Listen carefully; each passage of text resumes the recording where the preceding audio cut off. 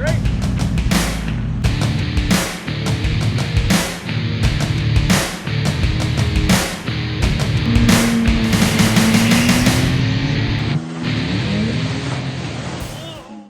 Hi everybody. That was horrible. Yeah.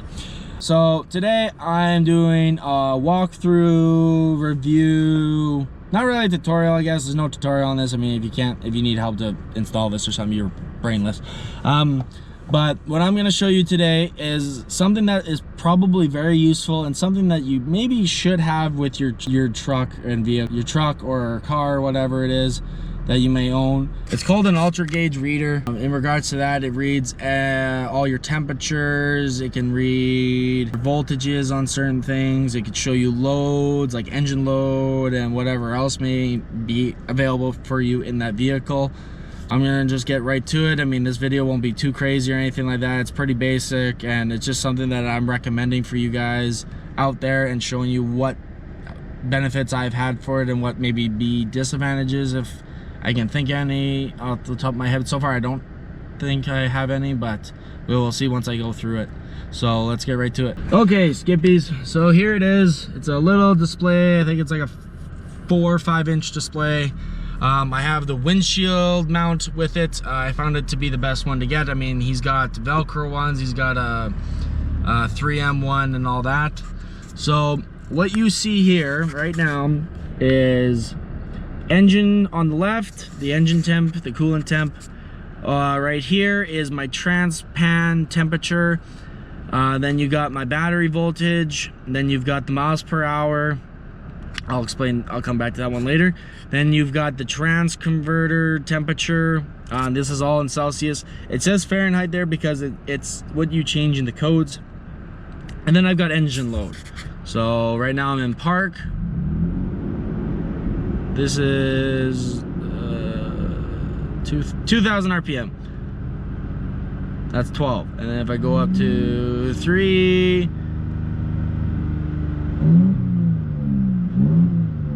see how it changes after I hit the throttle. So it changes throughout. I mean, there's not much load on it right now because obviously we're in park. So, but I got this in regards to my transmission temperatures and even maybe the slight time where I might be overheating the engine if I ever have. I have actually done that once. That was bad. That was like all the way to the 3/4 line bar. So I'm just gonna show you guys a little background information. Not many people have this, or I've seen a few people have this, but not many people like to show it off. And I've looked this up even on YouTube myself, and I've never seen too many people show this. So you have this as your first menu. You've got trouble codes. I'm just gonna start with the basic ones here. So you got trouble codes, which it can clear any codes. I have these on right now. That's my track off, but I also have an engine light on due to my evap canister. That's getting fixed. So you can clear codes anytime or see any codes you need, so it's great that way. You've got alarms that you can set, so if you say hit too high of an RPM, like if you're off-roading and you don't want to pay attention to your RPM or something like that, you could set an alarm for like 5,500 RPM, so if you hear that alarm go, okay, back off the throttle, or if a temperature gets too high, it'll let you know, kind of thing. So that's kind of nice there. It's got that little feature. From factory, it has that all set, and it scared the shit out of me every time I hit 4,000 RPM. You've got display settings here. I don't need to get into that too much. Yeah, this is kind of hard to go back and forth. Sorry about that. That's just showing the version of stuff here. You got vehicle setup that you can, engine size, fuel tank size, calibration, all that there. So in regards to, I'm gonna start up by saying this. So this is kind of a good tip that I read on this. I have found out from another guy on TTE. So I'm gonna put it out there as well. So in this menu, it's distance calibration.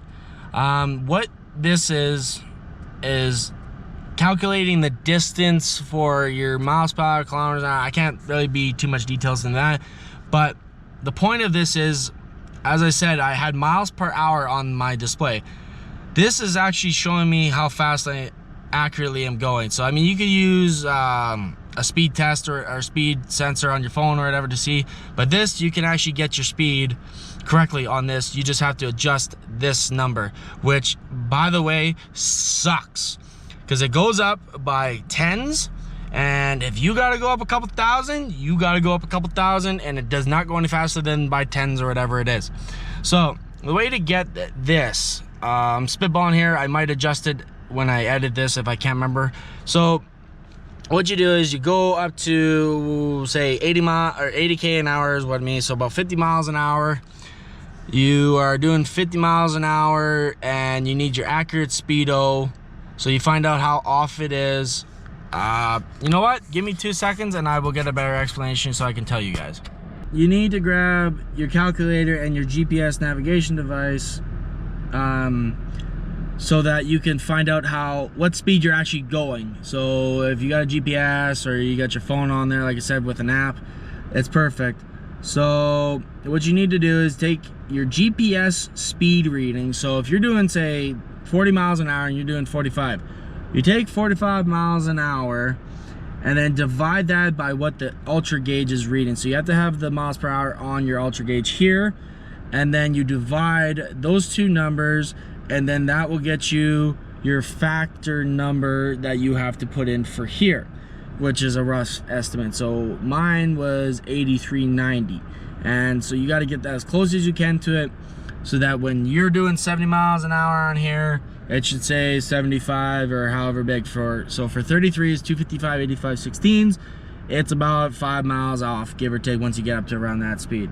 So as you can do it, you can obviously double check. The way to double check is go again at 40, 50 miles an hour and check your GPS, and if it says 75, ultra gauge says 75, and you're doing 70 on here, you've got it figured out, you're good to go. Like I said though, the only downfall to this, if you don't care enough,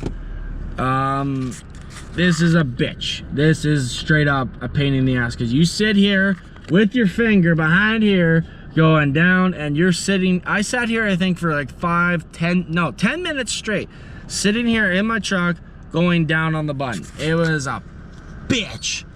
So so then the distance calculator was 1.085. And that's what you want to get out of that. Okay, hold on, I just gotta get out of this. Okay, and finalizing this, so the miles you see here, so if you're doing miles per hour, you need that. So when you take your GPS reading, divide that by the ultra gauge reading, you'll get like a 1 point something number.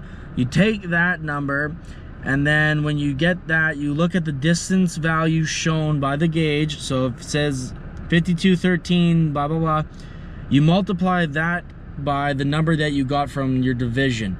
Then you will have to put in that much. So if that number here says, like, say 4,500, you times that by the number that you got from dividing the two speeds, and then it will give you a new number, which should be higher. So if you're at 4,500, you gotta go to 5,200 like me. You're sitting here doing it by tens all the way up to 5,200. And I'm telling you, like I said, it takes a freaking long time. So anyways, in regards to that, that's that. So that gives you a good accurate speedo. So that's handy there. You got a fuel menu here, and then you got all your gauges. So what you do here is you go to here. In regards to, just before I get into all the gauges, in regards to actually setting up custom gauges, so for this 2016, so you get this as a generic Tacoma reader, but you have to program the trans temps in here. To do that, took me a long time to figure this shit out. I'm telling you, you go to M gauge setup, right? And then you got multiple gauges here. So you got 1, 2, 3, 4, 5. So what you want is the number 4 for trans, and it's in Celsius, and the other one's Fahrenheit. So you go to the ultra gauges page, and then you find the one that tells you how to change the codes. You'll find it through there, how to put the programming in. You put all these values in there. So you just gotta scroll here, you click on, so you go to number 4, it's blinking, you hit the OK, it'll stop blinking. You scroll through and you put in all the correct numbers that it shows. One will be transpan temperature in Celsius or Fahrenheit, whichever you want. The way to change that is it's the L format. So it's 00 is Celsius, 01 is Fahrenheit. And I'm Canadian, so I like Celsius. So that is how you program the custom gauges that you may have available for your vehicle. Took me a while to figure that out because I couldn't understand it because I'm stupid. So you got multiple pages. You can scroll through pages as you're on the very menu with all your gauges there. So for me, there's engine load, there's 2 different coolant temps. You got short and long fuel trims and banks 1 and 2. You got RPMs, miles per hour, kilometers per hour. You got timing advance. You got both intake temps. You got mass airflow, throttle position, voltage banks. You know, you've got everything that you're obviously seeing on camera. You got evap purge, you know, warm-ups. You got a lot in here for what you need. I mean, you got loads. Like, it's very nice to have this stuff, in my opinion, especially the trans. So in order to get your custom gauges, you just gotta go through your M gauges. So you can technically put your trans temp on the kilometers per hour and that, but I mean, if you want to just keep it a little more accurate, I put it on the TRNs. So, you know, you got all that. You got lockup, you got brake horsepower. I mean, those I think are just giving rough estimates. I mean, I don't know how accurate that could be. And then you got instantaneous miles per gallon. I haven't tried those. I might add another page later down the road. It's kind of hard to say for that. That's a little out of my criteria. You got all trips, you got times to empty, all this stuff, but you have to make sure you input all your correct liters and gallons, etc. Trip time, there is like no 60 times, no 0 to 60 times or anything like that. You got ultra gauge temperatures you can add. I'm not sure why you would want to read them, but they're there. Oil miles, ultra gauge battery voltage, all that stuff. So you've got more than enough. Like I said, it'll vary for every vehicle on here, whoever's watching this, but for Tacoma, in my opinion, this is well worth it. Especially if you're an off-roader or you're trailering or anything like that. You want to keep a close eye on your temperatures for sure, because, you know, otherwise you're gonna just get a display on here that says your trans is overheated, and then it's like, oh shit. At least with here, I can watch my trans temp and also see. I'm a guy that likes to see how things work. So I mean, being winter here, minus 30, minus 40, I want to see how cold this engine gets without being plugged in. I want to see what it's like when it's plugged in, you know, all different results here. Like right now, as you can see on my gauge here, it actually looks like it's reading max temp at 90 degrees, which is what it's supposed to be. Here it's actually only at 77. Trans and torque converter both get to 90, and that's the steady 90 degrees temp. I've noticed that the transmission does not warm up exactly very fast. The only time I've seen it actually warm up decently quick is if you're going right from your house and you start driving on the highway.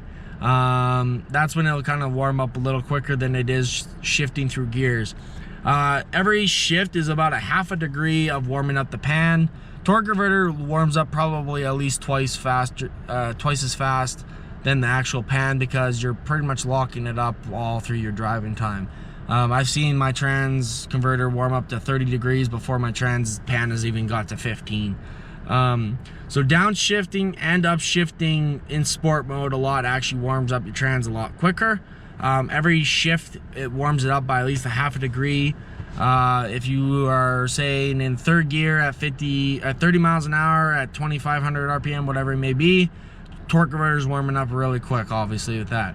I haven't seen the colder temps yet here in Saskatchewan. The closest I've seen so far is, I think, minus 15 outside, and the trans and engine oil, or the engine coolant, sorry, is about minus 10-ish, and it gets pretty warm. This morning was about minus 8, I think, on the gauge, and 5, 6, maybe 7 minutes at most. I think it was about 5, 6 minutes, and this was already at 30 degrees. So for the most part, it reads awesome. It's very accurate. It keeps you, it's a peace of mind to have, especially if you're an off-roader like me. Like, I actually saw my trans converter get really warm when I was in 4 high and going over rocks. I didn't think I needed to go 4 low, but once I saw that trans converter just fucking warming up like crazy, I was like, yeah, okay, time to put it 4 low. As soon as you put it in 4 low, that torque converter just drops. Like, I'll give one thing for Toyota. These coolers are the shit. I mean, I have the off-road, so obviously I have the transmission cooler, but sorry, it comes in the tow package, the transmission cooler and all that there. So it's great to have. It's about 90 US. I got it from my buddy. I got him to buy it for me when I was in the States because it was like $5 for him to ship it versus me that was like 40 or 50 bucks. And I'm like, look at this thing. It's 2 pounds. And I had to pay 40 bucks probably to ship it to my house here. I was like, no, I'll pick it up there instead. So, and I love it all to hell. It's a great, what the heck? Oh, he's hauling ass. Excuse me. So if you need a reader of some sort, or you're trailering, you're towing, trailer and towing is the same thing, Corey. Duh. If you're off-roading and you want to make sure your temperatures are safe, I mean, like I said, you've got an engine coolant temp on here, that's it. And then the only time you're gonna see a hot temperature is when it's already too late and you gotta let the damn thing cool down, right? So I mean, at least if you're trailering or off-roading and you start seeing your transmission climb, it's like, okay guys, I need 5-10 minutes, my transmission's getting warm, let's take a break or something like that. At least then before you don't want to hit that max temp, obviously, right? So thought I'd show you guys something that's useful for your truck, or your car, I guess, if who else watches this. It's a slick unit. I haven't had any issues. It's quite easy to run through. I've seen a couple people put it in multiple locations. I put it here and I have no problems with it. It's where my buddy also had his, so it kind of gave me a good idea where to put it. So let me know if you guys have any questions in regards to this unit. Like I said, this unit is awesome, and it's something that I would put on the list and it doesn't break the bank for what it is, and it looks cool. So yeah, so have a good day, and I'm outie. Wait, oh, that's probably copyright.